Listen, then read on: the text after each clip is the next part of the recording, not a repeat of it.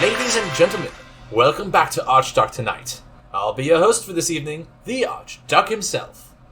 Tonight's topic will revolve around Slay the Spire, so get ready to choose a card, and no, it can't be me. Slay the Spire is a roguelike deck builder, where you travel through the map, defeating enemies and bosses, using the cards they drop to make a deck that can take you through all 3 floors of gameplay. Out of the 4 characters you can choose from, Silent is considered the hardest to win with difficulties dealing damage and little healing. It's obvious why this character is so tough. The best way to deal with these weaknesses are Shivs. Free cards created from other cards. Raw damage? Shivs got you covered. Poison? And Venom lets Shivs add lots of poison. Even one of her relics, Wristblade, is hand-tailored to increase Shiv damage. Literally everything in Silent's arsenal is meant to make these things strong. So, the question I pose to each of you fine ladies and gentlemen is, can you beat Slay the Spire as Silent without using Shivs? Some ground rules first. A20 only. This is the only way the game was meant to be played, and a challenge does need a challenge. Second, pick Silent. The other characters aren't silent, so, the rules. Third, if a Shiv ends up in our hand for any reason, we lose. With these ground rules, I set out to go and beat the game. Starting out, it was clear what strategy I needed. Shivless Poison. With Poison Stab being offered Fight 1, it was clear that this run in particular was my best chance. Poison is a unique status effect that does damage to the total poison on the enemy. If we focus Poison, we should be better off than trying to build other decks while ignoring the broken Shiv cards.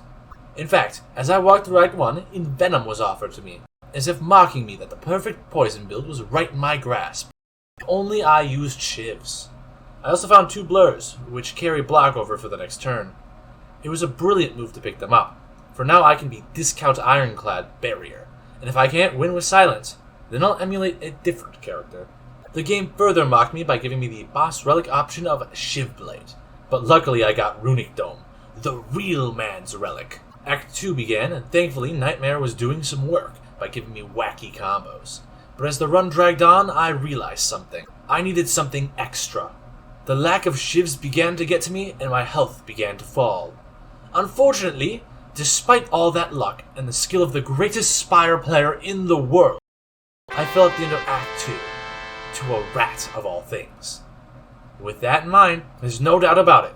Trying to win as Silent without Shivs is a fool's errand. The run's dead. Hope has been lost. Her cards just aren't enough. Aww. But who said we had to play as Silent? I did. But that doesn't mean her cards. Behold, ladies and gentlemen, the Meme Prism.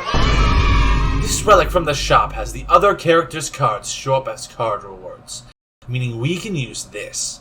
Knowing that every other character is good without Shivs, we can use this relic to make Silent good without Shivs. So to answer the question, yes, technically you can, but let me ask you this. Is this really the same as winning with Silent? It's a difficult question that I want each of you to take home this evening. There's no solid answer I can give. And with that, ladies and gentlemen, I bid you adieu.